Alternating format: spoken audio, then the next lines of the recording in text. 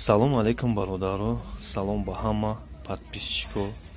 Ана бародаро, дар комментария бисёр савол шуд ки оиди фаҳмондани тестер. Ина ҳози мо приборда, яъне мо ҳози ба шумо мефаҳмонем тарзи мисол средни варианти истифодабарии осонаш да барои як хел новичоко ки мисол чӣ хел истифода бурдан кор, кадом ҳами чизаш дар чӣ рола бозӣ мекунад. Ҳозир мо шумода средниша мефаҳмонем ки, например, масалан инами тенша, ина мисол тени инаи духовкаи удилай, инаи ай мечтаҳай, ҳами чизора мисол хатон истифода барои ёдгирӣ. Нагози мерем тифал пифал средниша ки ҳамаи чида кор меяни духовкаи радиаторай ҳамаи чида нишон доданаш ина сар мекунем ай стрелишни. Ина мо гирон кардем прибора. Ина замкнут мекунем, уже стрелка то 250 мерава.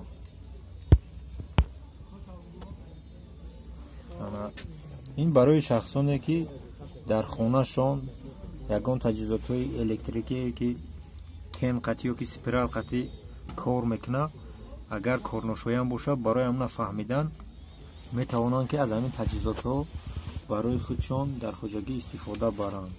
роҳи осон барои проверка кардани тен, яъне ки празвонкаш мекунем. ина уже нишон додааст ки ҳами спирал, яъне занҷири сарбаста кор кардааст. Агар сӯхтагӣ боша, ҳами стрелка боло намешавад, яъне аҷош намеҷунба. Уна вақте ки пайваст мекунем сима дар тен, уже нишон додааст ки то 20 килоом то 100 килоом баланд шест. Анен бо прибори баъд инами чиз ина дар кадомуш мемона ина стрелка диди X10 кадагиай. ина ай приборшам дар ҳами стрелкаи знаки калонка ки барои диод конденсатор ҳам хеле чизо санҷидан да истифода мешавад, шумо дар ҳами стрелка мемонед. ин барои новичоко. ина инозибардаро электрониша нишон метия ки мехемони бо шумо дам пуратар боша. электрониш нишон метия худаш ки то 81 килоом, ай 78 то 90 то 100 килоом электрониш нишон метия ҳама чизша. инай бо ишам тени мечта. инай қисми болоиш 0, индиташ положениёш бигем барои баланд кардани ҳамин чиз. ина якум положениш 121 килоом, диюм положениш 80 то 91 килома нишон метиҳад. ин як роҳи барои развонка кардани тенҳо бод. куда дигари зарасон ё замиканиша бинам. ина замиканиш яке мезане бисёри савол метиҳад ки мезанем учочикмон мепартоя. я ҳисоби замикани агар ҳам хеле прибор боша, ина хеле уже ҳаминҷа сирх дар мегира. оля бор кишгирон куд. ина сирх гирон, яъне замикани ки ҳамин чиза истифода навар. мисол тенатам хеле чи нишон дод. як роҳи дигари ҳамин прибора бо нишон метиҳем барои шиддати баланд, яъне ки AS меган амина дар илми техника. AS кишид уже 110 волт болора, AS то 600 волта. ин ҳами знаки волт шиддати тағйирёбанда, яъне пасту баланд шаванда.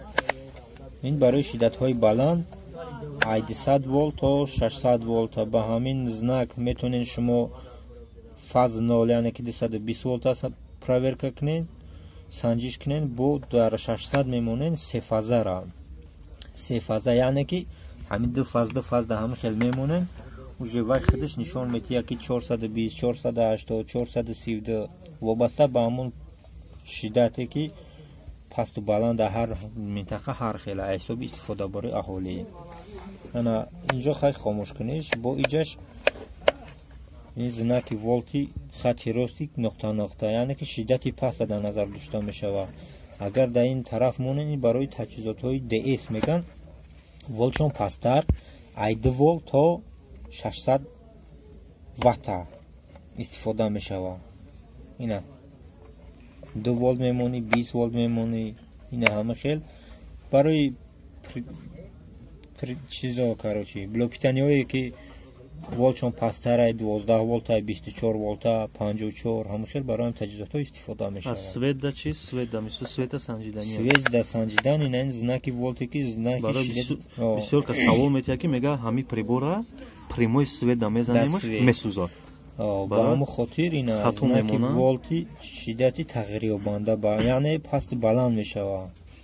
ина нишон метиҳад дар 100 волт мемонӣ. Агар хонаро истифода санҷиш кунӣ дар 200 мемонӣ. Дар заводу фабрика агар бошӣ ҳамин знаки дар болои 600 мемонӣ, яъне ки ба ин ду фаза проверка мекунӣ. Фаза 0 ам агар проверка кунӣ нишон метиҳад, не ки бо ду фаза ки бихапӣ уже нишон метиҳад ки 420 киловатт. бародаро ин ҳозир якум дарс барои шахсоне ки ба ин прибора якум маротиб сару кор мекунанд, истифода мебаранд. ин як роҳи бехатариш. яхело нафаҳмида дар мегао мемона ё ки мегафарада мемона света мезана уже прибор худаш месӯзад. биёй варианти чиша бифаҳмонем барои яхелаш ин камтар қимат меиста бисёр яхелаша зур намераса зуруш намераса ана ҳами луча арзонша истифода бара. варианти арзонаш дар одам дар хона ҳамин чиз боша зарар надорад. як батареяк мерава. ина чихеле ки мо қайд кардем AS гуфтем DS ина дар ҳамин прибор уже нишон додагие ки барои шиддатҳои баланд аз 10 волт то 1000 волта нишон метиҳад. то 1000 волта. ина ин тарафаш уже DS нишон додагие. ана барои DS гуфтем барои таҷҳизотҳое ки волқати аккумулятор блок питания ҳамин чизоро барои санҷидан. ина барои мисол дар 10 волт мемонем. ай 10 волт то 50 волта нишон метиҳад худаш. боз мо ина проверка мекунем кунам аккумулятори мо бат заряд дорад ё ки не. ина уже аккумулятори мо заряд дорад то 12 волта. инеҷа ай стрелкар агар нигоҳ кунӣ ҷо мехеза худаш нишон дода истаёна. хати савзи болои ҳамин уже заряд дорад. бо дар 50 мемонем. дар 50 дар пасттар нишон метиҳад барое ки аккумулятори мо 12 волта мебошад. ай 12 то 24 волта уже ҳамин аккумулятори моро нишон метиҳад. хай бо мумкин ки мо безефаҳмонда бошем, ягон камбудиш боша, шумо комментария кунем, мо ислоҳ мешавем, ислоҳ мекунем бо тарзи на истифода барои конденсатора санҷидан, мегафарадша, килоомша, ҳаминро мефаҳмонем дар дарсҳои дигар. бака ҳамин чи савол чӣ камбудӣ чӣ чизе ки намефаҳме бинависа. ҳатман ҳамин каналамо кӯшиш карданем баҳри ремонт барои шумо сар доданем.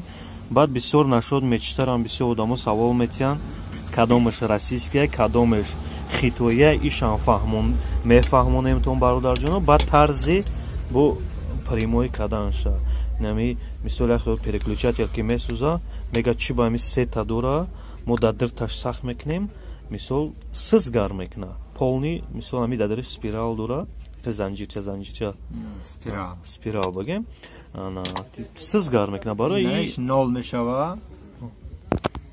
ина ин тараф бидагиш якум положение барои гармӣ иниш дуюм положение.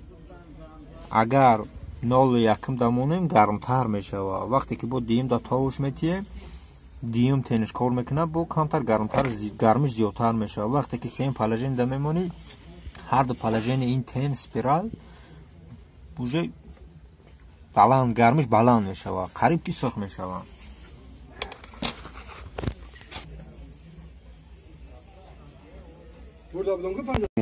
Juga подписаться к каналда подписаться к ним. Худик намак.